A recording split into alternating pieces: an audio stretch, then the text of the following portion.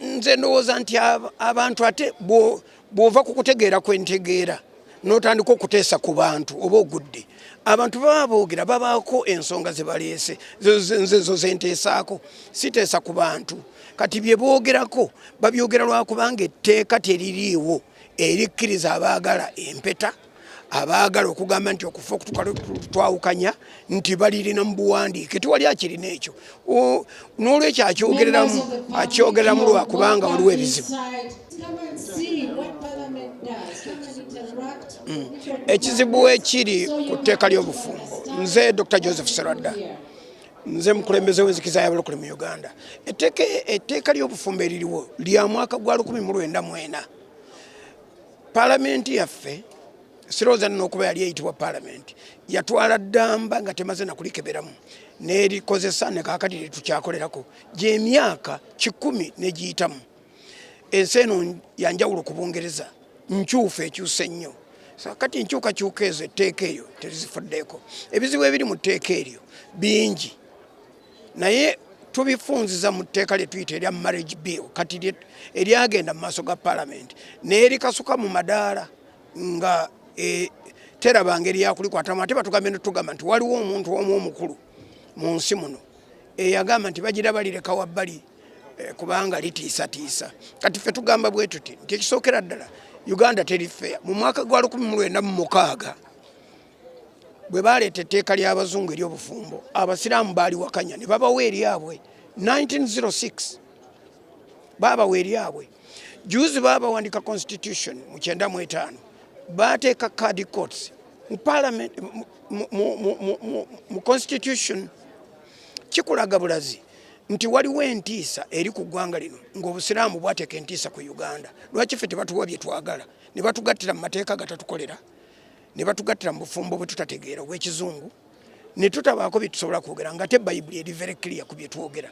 Kati ebyo byonna abantu bye boogera ne bye bawakanya biva mu kuba nti tewaliiwo tteeka lya ssimba lye tusobola kuyisaamu kugatta bagole baffe. N'olwekyo tugamba nti balijjeyo etteeka balirongoozeeko balitongoze baliyise tutandika okukolera mu tteeka eppya eririmu ebyetugwanira nga bannayuganda.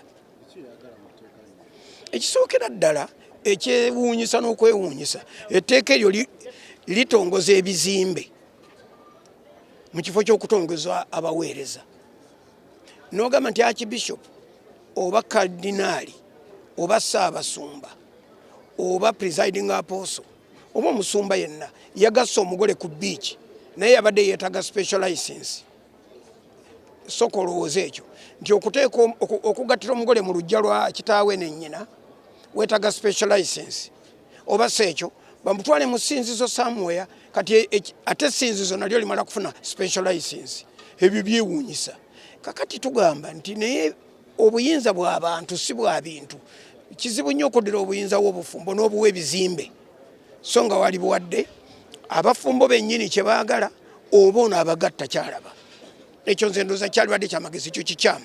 Ekyokubiri, lwaki obufumbo bw'enzikiriza ezimu butongozebwa nga obukoleddwa nti butuufu olw'okuba bakikoledde mu ddiini yaabwe ate abalala ne batakibawa. Kyembadde ngamba paalamenti mbadde nkyogera kakati emyaka 5 guno gwa 6 nkyayongera bwongezi ku kampeyini eyo okutuusa nga bakituwadde. Tuli mu busungu era tetusalikako musale. Is to even begin the discussion, one, that the marriage law that we are now being guided under is a 1904 law, so medieval, so old, that modern society has no bearing with the kind of laws that are governing. Secondly, the challenges we are getting are also because of the wording that came out of the English law. Now, if you compare all those things, I think that it needs to be a visitation of that law to change it, to make it good and make it acceptable for our society. Now, there are several issues there. One is the issue of injustice. We call it injustice. That the Muslims are the only religion in this country that have a law that allows them to conduct marriages according to their faith, their practices, their rights, and everything else they want to do. Only Muslims. It is interesting that also the same law which gave them Sharia courts, which is a 1995 situation, was only given to Muslims. So our request is that government will visit that and give equal positioning to the Christians. Christians command 82, almost 83% of our population. Why should we be the ones that are marginalized, the ones whose thoughts and whose ideas and whose rights are not respected, and others are? Secondly, the medieval law, the English law, which the speaker said, and truly so, that is the 1904, gives authority to buildings. Marriage, as indeed faith, have nothing to do with buildings. Somebody can pray outside, under a tree, anywhere. So the authority should be given to persons in leadership in our religious settings other than buildings. It is very funny that the government authorizes a building, a location, other than a person. See, it's very funny. We don't even have a bearing with it. You have to have a special license to marry somebody at a beach, in a helicopter, or anywhere. Why should that be? The authority should be vested in persons and not in buildings.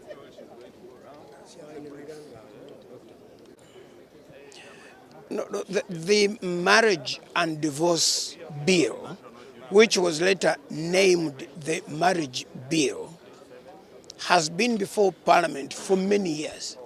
It has never been discussed. So in that bill alone, there are remedies for what is unbecoming in our marriage laws. So let us discuss that. Let us see what is in there first, because we've already given our views in the marriage bill. Once that is done, and we think that the writing has changed or that there's been discrepancies, we will correct it at that. There's nothing that is good in the 1904 marriage laws. What needs to be done is to now follow the new marriage bill and pass it in Parliament.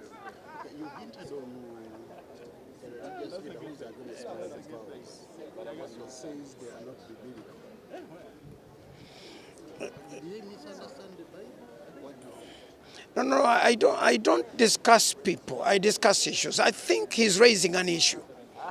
I never discuss people, but I discuss those issues. If he's raising an issue, let us go after it. The issue is our marriages are not conducted according to our faiths. As simple as that. So if his argument is against tenets or practices, that is where we should be discussing.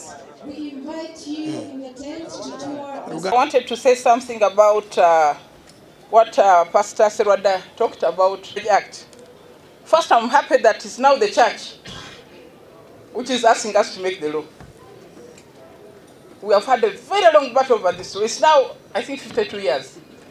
And it's the church, the religious institutions that are fighting this bill. He talked about the existing law, the Divorce Act. It was enacted in 1904. Even the Marriage Act he talked about, 1904, but not this Parliament. It was imported from the English jurisdiction in 1922. We adopted their laws, and that's how they came.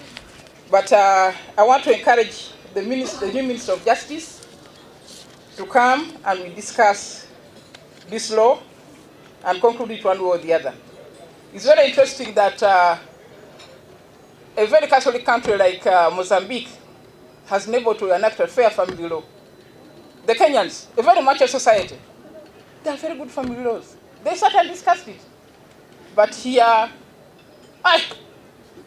there's even a big patriarch in this country who really stigmatized this law. But I think that as leaders, it's our responsibility to legislate for everybody. Put our feelings aside, look at what is good, and handle it. So Professor Kamuntu should wake up quickly and rise to the occasion.